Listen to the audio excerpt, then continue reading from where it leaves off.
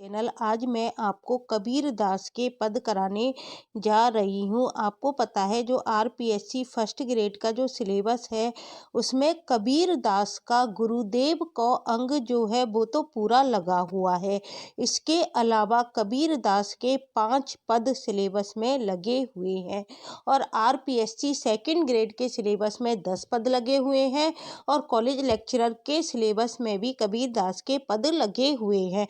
तो आज मैं आपको कबीर दास का पहला पद, ये आरपीएससी फर्स्ट ग्रेड में भी पूछा जा सकता है, सेकंड ग्रेड में भी पूछा जा सकता है और इसके अलावा कॉलेज लेक्चरर में भी पूछा जा सकता है। इसका सबसे पहले हमको राग मालूम होना चाहिए। इसकी राग कौन सी है? इसकी राग है गौड़ी। कौन सी राग है? इसकी राग मानी जाएगी इसकी गौड़ी। कौन सी राग मानी जाएगी? इसकी राग मानी जाएगी गौड़ी। देखो कबीरदास जी क्या कहते हैं। कबीरदास कहते हैं दुल्हनी गवाओ मंगलाचार। कबीरदास क्या कहते हैं? दुल्हनी गवाओ मंगलाचार। मंगलाचार क्या होता है? मंगलाचार होता है मंगल गीत या शुभ गीत हम कह सकते हैं। तो कबीर साधनावस्था में प्रभु से क्या है? सबसे नजदीकी और समर्पण वाला संबंध पति पत्नी का ही मानते हैं। जो कबीरदास हैं वो साधनावस्था में सबसे जो नजदीकी संबंध है वो किसका मानते हैं? पति पत्नी का ही मानते हैं। साधकों को वो किस रूप में संबोधित कर रहे हैं? पत्नी रूप में संबोधित कर रहे हैं। इसलिए तो कह रहे हैं दुल्हनी गवाओ मंगलाचार। तो वो क्या कह रहे हैं? साधकों को किस रूप में संबोधित कर रहे हैं? पत्नी रूप में संबोधित करते हुए कबीर किस ईश्वर को किसका पद दे रहे हैं? पति का पद देते हुए क्या कहते हैं? दुल्हनी गवाओ मंगलाचार। हे साधकों, आप क्या करो? मंगलाचार गाओ। हम घरी आए हो राजा राम भरतार। हमारे घर कौन आए हैं? राजा राम भरतार।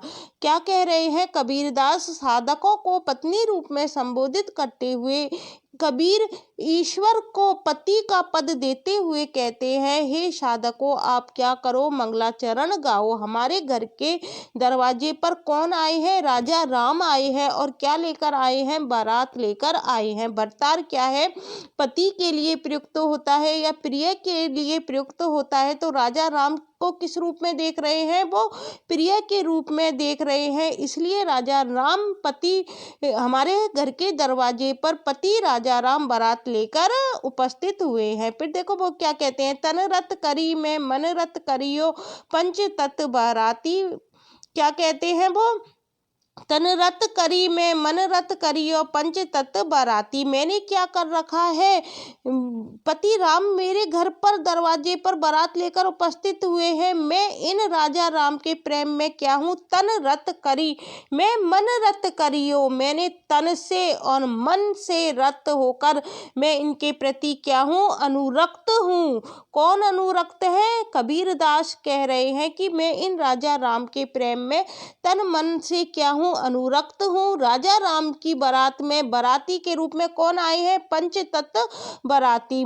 राजा राम की बारात में बाराती के रूप में कौन आए हैं? पंच महाभूत आए हैं। रामदेव मोरे पाहुने आए, मैं जोबन में माती। अब देखो ये पूछा जा सकता है पंच तत्व बाराती किसके लिए आया है? तो ये आपको याद करना पड़ेगा कि जो पंच महाभूत है उसके लिए आया है पंच तत्व बाराती। किसके लिए आया है? 5 महाभूत के लिए आया है। और ये 5 तत्व कौन कौन से हैं? ये है, एक तो है रूप, दूसरा कौन सा है? रस, तीसरा कौन सा है? गंध, चौथा कौन सा है? स्पर्श और पांचवा कौन सा है? शब्द। पांचवा कौन सा है? शब्द। ये पंच तत्व कौन से हैं? रूप, रस, गंध, स्पर्श और शब्द है। रामदेव मोरे पाहुने आए, मैं जोबन में माती। और रामदेव कौन है? मेरे क्या बनकर आए हैं? मेहमान बनकर आए हैं। क्या कह रहे हैं कबीरदास? रामदेव क्या है? मेरे राजा राम मेरे क्या है? कौन बनकर आए? पाहुने, मतलब मेहमान बनकर आए हैं। और मैं क्या हूँ? यौवन पूर्ण साधक, उनका स्वागत करने के लिए क्या हूँ? तैयार हूँ। रामदेव मोरे पाहुने आए, मैं यौवन में माती में क्या हूँ? उनका स्वागत करने के लिए तैयार हूँ। राजा राम की बारात में कौन कौन आए हैं? बाराती के रूप में कौन आए हैं? पंचतत्व बाराती, मतलब 5 महाभूत आए हैं। 5 महाभूत किस किस को माना है? रूप को, रस को, गंध को, स्पर्श को और शब्द को माना है। राजा राम के साथ क्या है? वे संबद्ध होकर आए हैं और मैं क्या हूँ? मस्त यौवन अर्थात पूर्ण साधक, उनका स्वागत करने के लिए तैयार हूँ। फिर देखो आगे क्या कहते हैं। शरीर सरोवर वेदी करियो ब्रह्मा वेद उचार। और मैंने अपने शरीर को क्या कर लिया है? मैंने अपने शरीर रूपी सरोवर को क्या बनाऊंगा? वेदी करियो, वेदी बनाऊंगा। मैं अपने शरीर रूपी सरोवर को क्या करूंगा? वेदी बनाऊंगा। वेदी मतलब हवन होता है ना, उसको कहते हैं। और क्या करूंगा? ब्राह्मण वेद मंत्रों का, ब्राह्मण वेद उच्चार। और ब्राह्मण क्या करेंगे? वेद मंत्रों का क्या करेंगे? उच्चारण करेंगे। रामदेव संगी भावरी लेहू धनी धनी भाग हमार। फिर वो क्या कहते हैं? मैं रामदेव के साथ, अर्थात रामदेव किसके लिए आया है? राम के लिए। मुझे प्रभु राम के साथ क्या लेने जा रहा हूँ? भाबर। भाबर का क्या मतलब होता है? सप्तपदी होता है, अर्थात मैं 7 फेरे लेने जा रहा हूँ। मैं क्या हूँ? राम के साथ क्या करने जा रहा हूँ? 7 फेरे लेने जा रहा हूँ। ये भावरी शब्द आपने यदि सौंदर्य की नदी नर्मदा पढ़ी हो, उसमें भी ये शब्द आया था भावरी। तो इसका क्या मतलब है? फेरे लेना होता है। मैं राम के साथ क्या करने जा रहा हूँ? फेरे लेने जा रहा हूँ। धनी धनी भाग हमार। और मेरा क्या है? बहुत मैं सौभाग्यशाली हूँ, मेरा भाग्य बहुत अच्छा है। धनी धनी भाग हमार, मैं बहुत भाग्यशाली हूँ। सुर 33 कोटिक आए मुनिवर शेष 88। और इसके साक्षी कौन होंगे? इसके साक्षी कौन होंगे? देखो, सुर 33 कोटिक आए, 33 करोड़ देवी देवता आए हैं। इसके साक्ष्य के लिए कौन आए हैं? 33 करोड़ देवी देवता आए हैं। और मुनिवर सहस 88। और मुनिवर कितने हैं? 88,000। सहस का क्या मतलब है? हजार। मुनिवर कितने हैं? 88,000 मुनि भी उपस्थित है। इसके साक्षी कौन है? 33 करोड़ देवी देवता और 88,000 मुनि भी क्या है? उपस्थित है। कहे कबीरदास हम ब्याई चले पुरुष एक अविनाशी। कबीरदास जी क्या कहते हैं कि मुझे शाश्वत और अविनाशी पुरुष ने क्या है? मुझको ब्याया है, अर्थात राम ने क्या है? कहे कबीरदास जी कह रहे हैं हम ब्याई चले, मुझसे शादी की है पुरुष एक अविनाशी में, अविनाश पुरुष के साथ उन्होंने मुझसे शादी की है। अपने आप को वो किस रूप में मान रहे हैं? अपने आप को किस रूप में मान रहे हैं? दुल्हन के रूप में। और राम को किसके रूप में मान रहे हैं? राम को पति के रूप में मान रहे हैं। इस शाश्वत व अविनाशी पुरुष से किसी भी प्रकार का क्या नहीं है? खतरा नहीं है।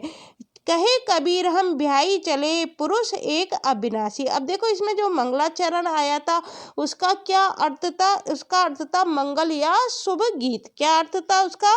मंगल या शुभ गीत। और जो पंच विषय आए थे, कौन कौन आए थे? रूप, रस, गंध, स्पर्श, शब्द, 5 महाभूत। तो इनके द्वारा किसकी ओर संकेत कर रहे हैं कबीरदास? किसकी ओर संकेत कर रहे हैं? जल, धरती, आकाश, वायु और अग्नि। किसकी ओर संकेत किया गया है? पंचतत्व किसकी ओर संकेत है? जल की तरफ, धरती की तरफ, आकाश की तरफ, वायु की तरफ और अग्नि की तरफ, है ना। और भरतार का क्या मतलब होता है? भरतार आया है पति या प्रिय के लिए। और पाहुने कौन होते हैं? मेहमान होते हैं। पाहुने कौन होते हैं? मेहमान होते हैं। पंचतत्व में क्या आ जाएगा? जल आ जाएगी, धरती आ जाएगी, आकाश, वायु, अग्नि। और पाहुने क्या है? मेहमान है। और वेदी क्या होती है? यज्ञ की वेदी होती है। और भावरे क्या होते हैं? फेरे होते हैं। और धनी का मतलब होता है धन्य है कबीरदास जी। और सुर 33 का क्या मतलब है? 33